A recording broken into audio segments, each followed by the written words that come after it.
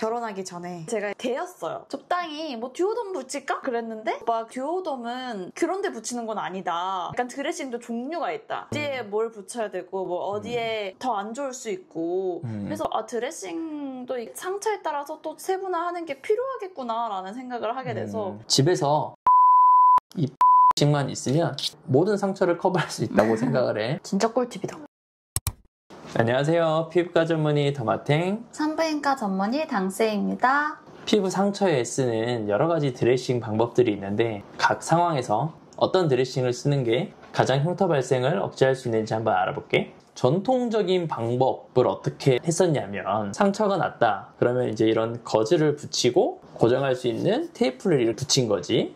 이제 이런 방법의 단점은 상처 부위가 건조해지기 쉽다는 거지. 건조한 상처는 딱지가 앉게 되고 이 딱지는 상처가 아무는 걸 방해하거든. 그래서 건조한 환경보다는 항상 수분한 환경을 유지하는 게 중요해. 수분한 환경 자체에서는 상처가 이렇게 파여 있으면 아래에서도 살이 차올라와야 하지만 양옆 정상 피부에서도 이렇게 살이 차와야 되거든. 이런 걸 롤링이라고 해. 이 롤링 현상이 수분한 환경에서 훨씬 잘 일어난다는 거지. 그래서 이 거즈는 수분한 환경을 만들어주기 어려워서 흉이 좀 남을 수 있는 방법이다. 하지만 비용이 싸다는 장점이 있지. 그나마 이 거즈를 가지고 수분한 환경을 만들 수 있는 방법을 알려줄게. 이 거즈를 상처에 맞게 자르고 바셀린에 적시는 거야. 그래가지고 상처에 붙이면 맨 거즈만 붙였을 때보다는 흉터에 수분한 환경을 좀 더 만들어줄 수 있거든. 그래서 도움이 된다. 수분한 환경을 만들 수 있는 5가지 제형을 오늘 소개할 건데 상처의 상태에 따라 이 5가지 선택 방법이 달라진단 말이야. 내가 그래프를 하나 보여줄게. X축은 상처의 삼출 물량, 상처에서 얼마나 많은 삼출물이 나오는지, 그 다음에 Y축은 상처의 깊이야. 그러니까 삼출물의 양이 많아질수록 그리고 상처의 깊이가 깊어질수록 이 그래프에 나와 있는 거와 같아. 그래서 가장 둘 다 적은 경우에는 필름, 하이드로겔, 그 다음에 듀오덤, 폼 드레싱, 그 다음 알지네이트, 이렇게 5단계로 구분이 돼. 크게 반으로 땅 쪼개가지고 필름이나 하이드로겔 같은 경우에는 건조한 상처에 쓴다라고 생각하면 돼. 진물의 양이 많지 않은. 그 다음에 듀오덤, 폼 드레싱, 알지네이트, 이런 경우엔 삼출물이 많이 나오는 상처에 쓰는 드레싱이다 라고 이렇게 2가지를 나눠서 생각을 하면 좀 더 편해. 각각에 대해서 장단점을 내가 한번 알려줄게. 자, 첫 번째, 필름 제형이야. 테가덤이라고도 하는데 병원에 입원해 본 사람들은 알 거야. 수액 라인 달고 나면 투명한 필름 같은 거 붙여주잖아. 이게 테가덤인데 이건 언제 쓰느냐? 삼출물이 전혀 없는 상처에 쓰는 거야. 물이 나오면 물을 흡수할 수 있는 능력은 없어. 장점은 상처를 볼 수 있다는 거야. 투명하기 때문에. 그게 다야. 단점은 뗄 때 접착력이 좀 있다는 거. 그 다음에 이제 흡수성이 너무 없다 보니까 삼출물이 조금이라도 나오면 물이 고여 있는 거잖아. 그러니까 피부가 침습된다고 해야 되나? 물 먹으면 피부가 하얗게 변하잖아. 그런 게 발생할 수가 있다는 게 단점이야.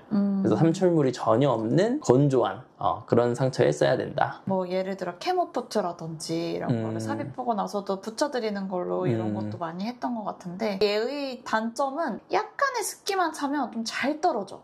그럴 수 있지. 뭐랄까 스카치 테이프 같은데 그 스카치 테이프의 접착면에 물기가 좀 닿으면은 비닐 같아지는 그런 게 있었어. 그리고 또 주변은 테가덤인데 가운데에 드레싱할 부분만 약간의 흡수력이 있는 천일 덧댐 그런 제품들도 좀 많이 봤던 것 같아. 맞죠. 두 번째는 이제 하이드로겔 성분이야. 자, 이런 성분으로 상처 부위에 바르는 건데 자, 이렇게만 하면은 안 되겠지. 당연히 2차 드레싱이 필요해. 나중에 나올 폼 드레싱 같은 걸 2차 드레싱으로 해준다. 자, 1차 드레싱이라는 건 뭐냐면 상처 부위에 닿는 드레싱을 말하고 2차 드레싱은 1차 드레싱 위에 얹어지는 드레싱을 말해. 보통 이렇게 1차 드레싱 성분을 유지하거나 고정을 위해서 많이 하게 되지. 시트로 나온 것도 있고 바르는 제형으로 나오는 것도 있어. 그래서 이거는 건조한 환경에서 쓰는 거고 보는 것처럼 수분 공급을 엄청 잘해줘. 상처가 빨리 아물기 위해서는 괴사된 조직이나 섬유화된 조직들이 제거돼야 되거든. 그런 것들을 제거해 주는데 도움이 되게 커. 그리고 여기 위에 폼 드레싱을 하기 때문에 제거 시에도 상처 부위에 자극이 가지 않는다는 게 또 장점이고, 이거를 보시는 분들은 일상생활에서 좀 많이 그걸 활용하시는 분들일 거 아니야.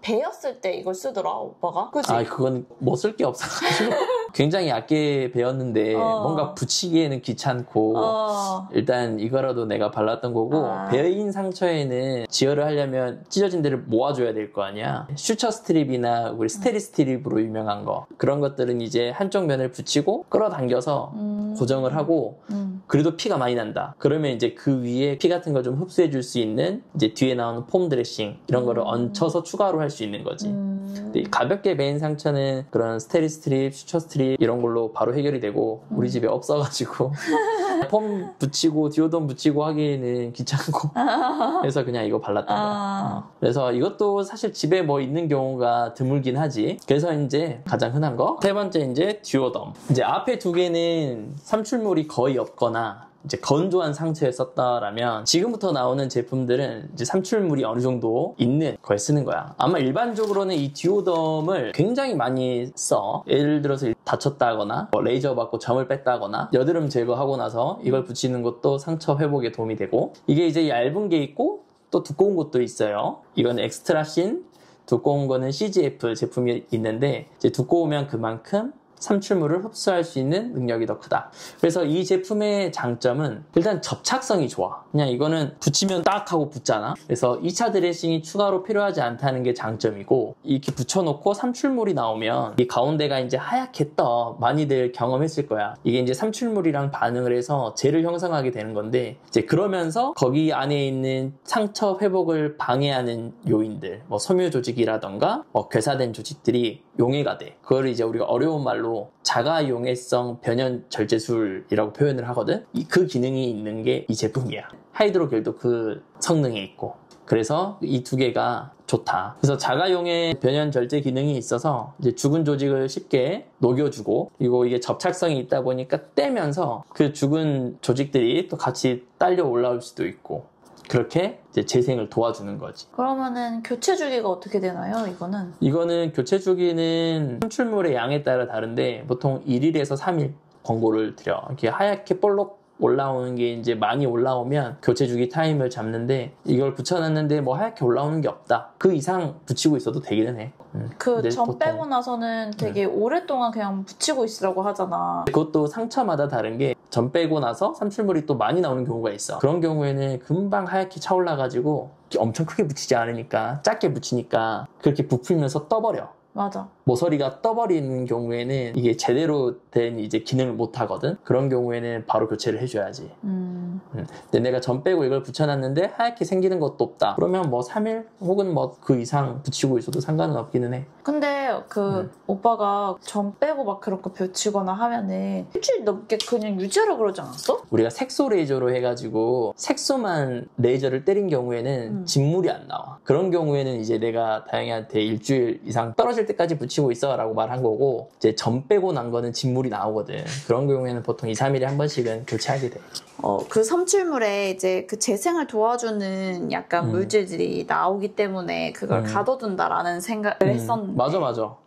맞아. 점 빼고 이제 2, 3일 뒤마다 교체하라라고 하는 거는 하얗게 이렇게 있다고 하더라도 점 빼고 난 직후에는 재생인자가 많이 나와, 그 삼출물에. 그래서 그걸 머금고 있는 거는 재생 회복에 도움이 되지. 근데 너무 과한 삼출물이 나오게 돼버리면 재생에 오히려 해가 되는 거구나. 그치. 수용할 수 있는 것보다 더 많이 삼출물이 나오면 피부에 오히려 물이 담가져 있는 것처럼 피부 침습이 일어나기 때문에 피부에는 더 안 좋지. 적당히 잘 판단해서. 항상 드레싱을 선택할 때는 삼출물의 양이 얼마나 나올지를 예상하고 맞게 사용을 해야 돼. 일상생활에서는 듀오덤이면 사실 웬만한 곳에는 다 붙일 수 있지. 이거의 이제 단점을 한번 알아보자. 삼출물이 나와서 이렇게 젤이 만들어지고 나면 좀 안 좋은 냄새가 날 수가 있어. 상처가 감염이 된 건지 아니면 이 자체의 냄새인 건지, 그런 거에 대한 혼란이 있을 수 있다. 무슨 말인지 알겠다. 그 약간 애매한 꾸리꾸리한 냄새. 냄새. 빨래 돌리고 건조기 안 돌린 채로 이렇게 쑥쑥했을 때 그런 안 좋은 냄새가 나긴 하지. 접착력이 있다 보니까 이 상처 부위에 뗄 때 자극이 될 수 있어. 근데 이게 좋은 자극이야. 왜냐면 아까 자가용해 기능이 있다 그랬잖아. 그래서 떼면서 안 좋은 조직들을 같이 제거해 줄 수 있기 때문에 상처 입장에선 그런데 이 주변 피부 입장에서는 사실 조금 부담될 수 있는 환경들이 있지. 예를 들어서 화상을 입었어. 그런 경우에는 이제 물집이 생길 수 있단 말이지. 근데 이제 덜컥 듀오덤을 딱 붙였어. 근데 이제 물집이 내가 생각했던 것보다 옆까지 이제 발생한 경우에는 이제 이걸 제거하면서 물집이 뜯겨 나가면서 정상 피부까지 좀 더 뜯어버릴 수가 있는 거지. 그래서 이거는 주변 조직은 정상하고 상처가 딱 분명한 경우에 그런 경우에 써주는 게 좋지. 화상 입을 때도 물집이 많이 생기고 우리 피부과 질환에 물집 생기는 질환들이 많이 있거든. 약물 부작용으로도 물집이 많이 생기고 천포창, 유사천포창 그런 물집 질환들에서는 듀오덤보다는 폼 드레싱을 쓰는 게 훨씬 좋지. 자, 그 다음에 네 번째 제품은 폼 드레싱. 이것도 얇은 게 있고 이제 두꺼운 게 있어요. 그래서 폼 드레싱은 기본적으로 삼출물이 많이 나오는 환경에 쓴다. 딱 봐도 이렇게 뭔가 많이 흡수하게 생겼지, 삼출물을. 뭐 대표적으로는 화상, 물집 생기는 경우, 그다음에 욕창, 당뇨발, 궤양, 딱 봐도 상처가 깊다 싶은 부분에는 폼 드레싱이 사용되지. 이 폼 드레싱의 장점은 뭐냐면 접착성이 약해. 그래서 상처가 있는 부위에 쥐고 떼더라도 자극은 최소가 돼. 물집 같은 거 폼 드레싱을 쓰는 이유가 뗄 때 주변 피부까지 같이 뜯어지는 걸 막을 수 있다는 거. 근데 이 접착성이 약하다 보니까 고정이 잘 안 되겠지. 맞아. 그래서 이런 경우에는 2차 드레싱이 필요해. 이런 하이파픽스 같은 걸로 고정을 한다거나. 근데 이런 것도 접착성이 있기 때문에 이것도 뗄 때 피부를 벗겨내버릴 수 있잖아.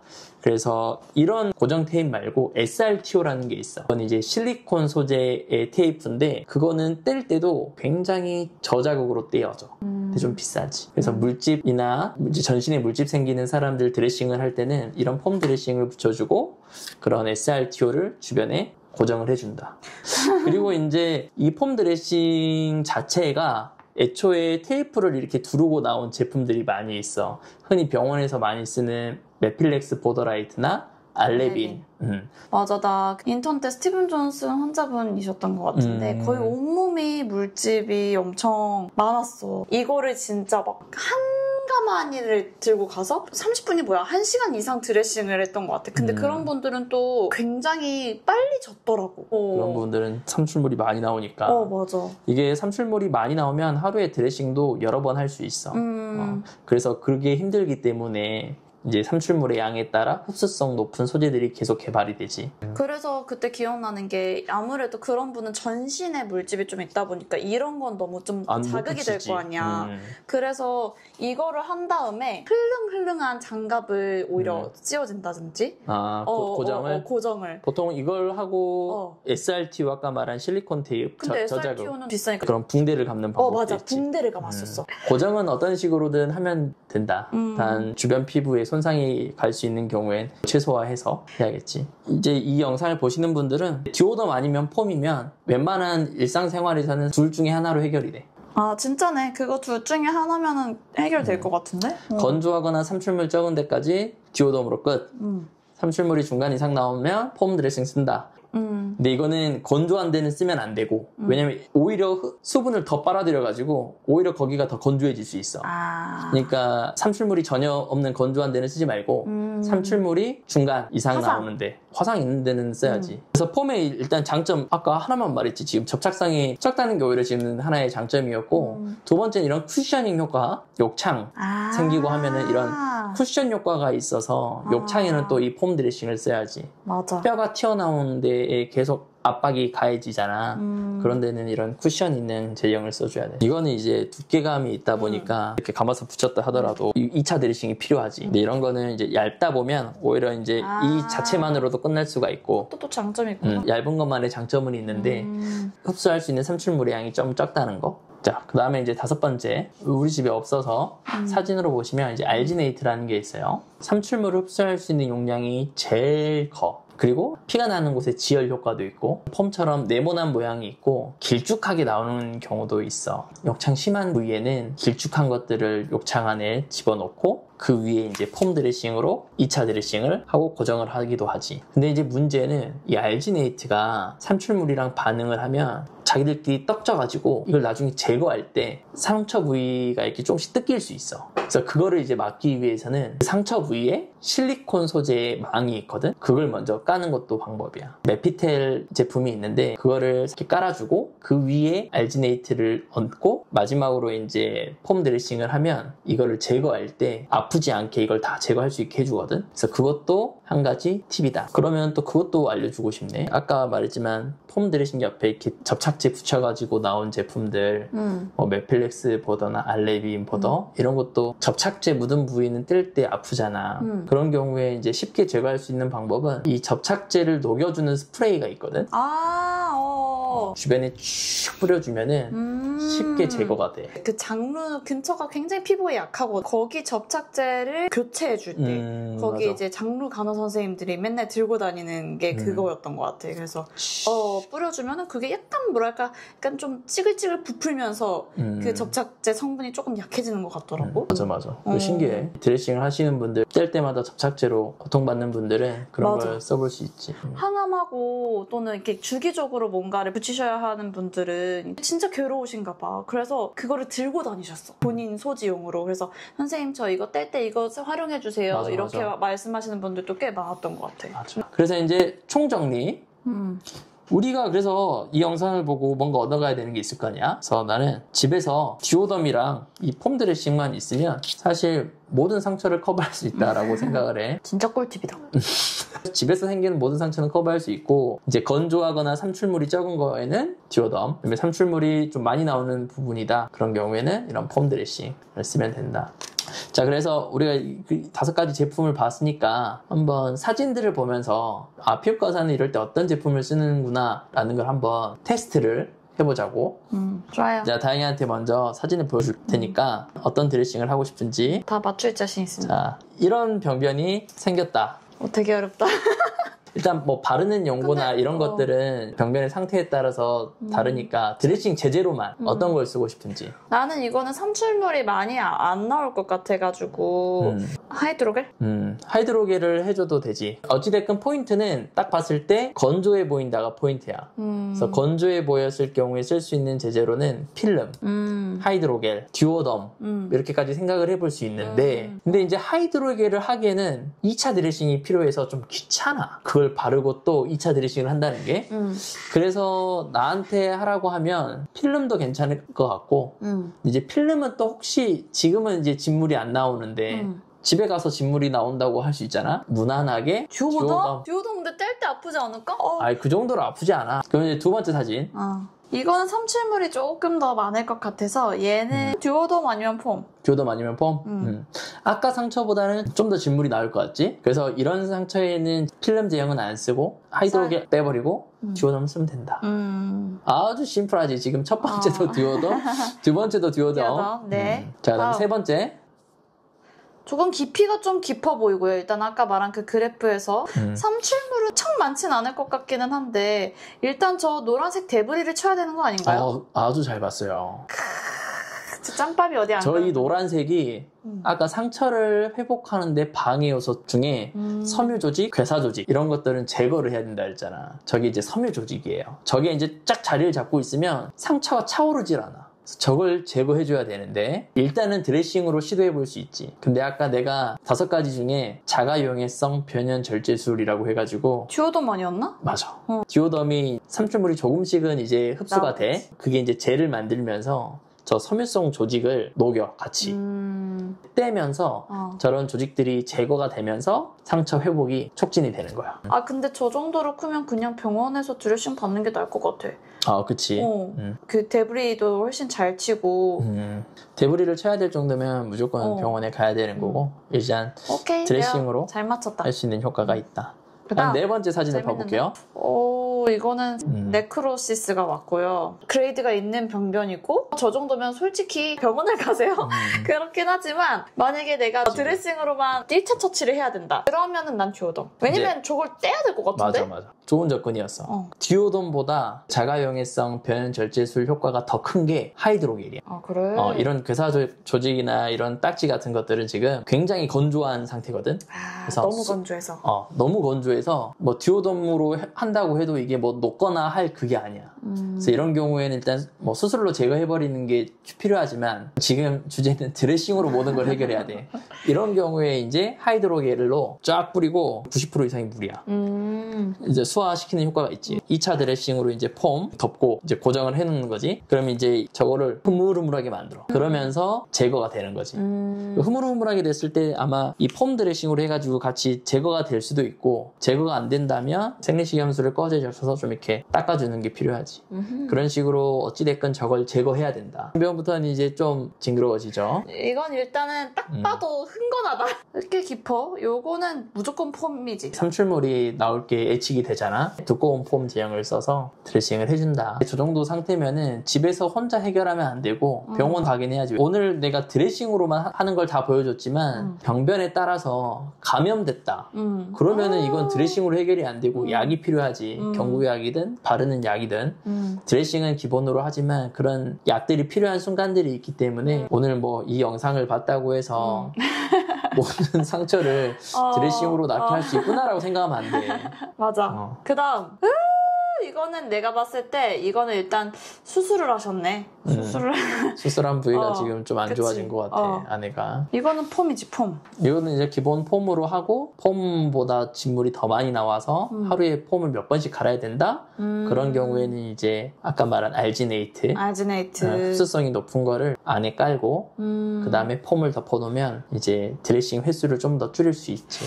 자, 한 가지 사람들이 잘 모르시는 분들이 있어. 아는 사람들은 이제 아는데 우리 포비돈 갈색 약 있잖아.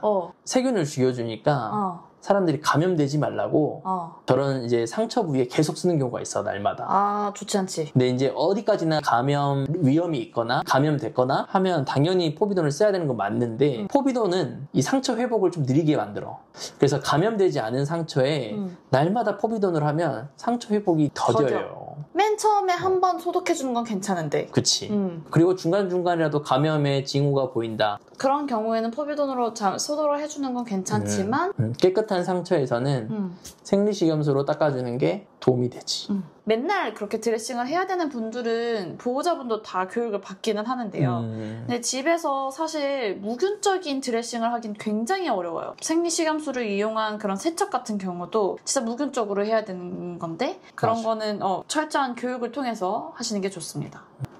이 영상들을 끝까지 보신 분들이라면 드레싱이 필요해서 보신 분들이고 아마 내 생각에 욕창이나 뭐 당뇨발 그 외에 지금 전신으로 드레싱 하시는 분들이 궁금해서 찾아보시는 분들이 있을 수 있을 것 같아요. 꽤 많으시니까 그런 분들한테는 이제 이 영상이 좀 도움이 됐으면 좋겠습니다. 네. 그럼 네. 안녕. 안녕.